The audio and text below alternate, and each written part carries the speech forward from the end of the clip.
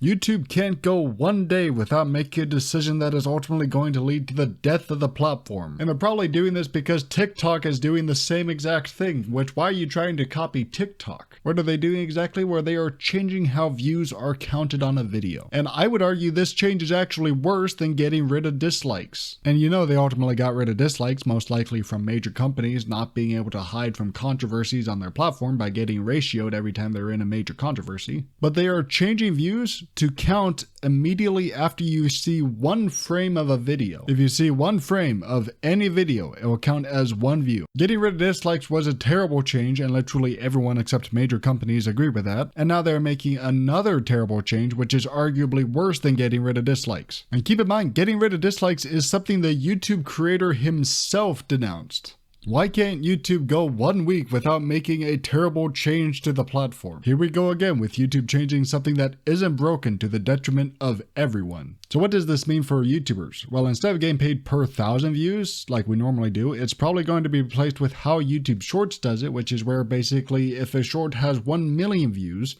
only half of those could actually count as engaged views. And YouTube only wants to pay you on the engaged views. And the issue with that is YouTube can decide engaged views to be whatever they want it to be. Because to me, this seems like YouTube is trying to make views meaningless so that they alone can decide how many views they're willing to pay us out for. Now, I'm already hearing what you're saying in the comment section. They already do that anyway, to which I argue they don't actually do that. If a video is good, it gets 1 million views because it's a good video. If a video is bad, they get less views.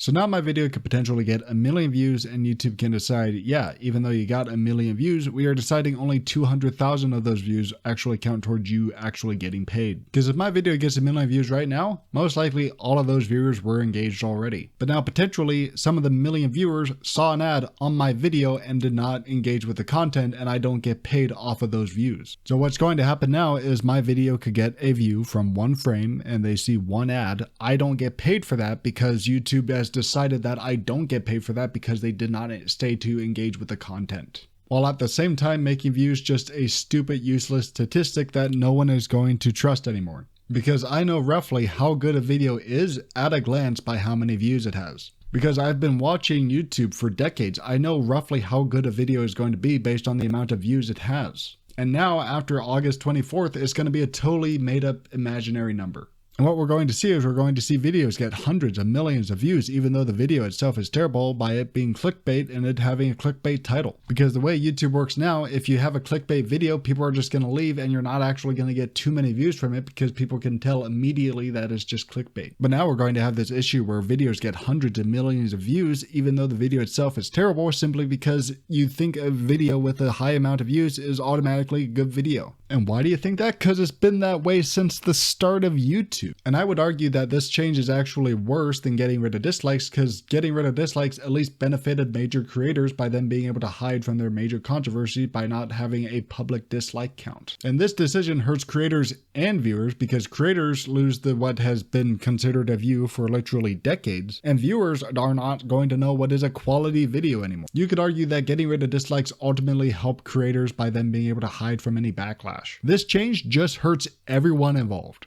And the part I hate the most is that YouTube is not going to reverse this decision. The only way they will most likely reverse the decision is if Mr. Beast complains, which Mr. Beast is never going to criticize YouTube. And YouTube probably has them under lock and key in terms of speaking out against them in any controversy. Otherwise, they'll just take Mr. Beast out of the ad revenue preferred program. If anything, I think PewDiePie would weigh in on this with some goated opinion, but even then I think they're most likely not going to care even if he did speak up, because they probably did the math and concluded that they were probably going to make an extra $1 million a day if they ruin this useful metric of the platform that has been there for decades. I'm so tired of major companies ruining every single thing I've ever enjoyed, which is why I made this channel. To which I ask, what if they remove the like button next? I mean, what if this is one of the last times you could ever hit the like button? Would you press it? Nah, I'm just kidding. I don't actually care. I've been Conan with Rust and IP. Bye-bye.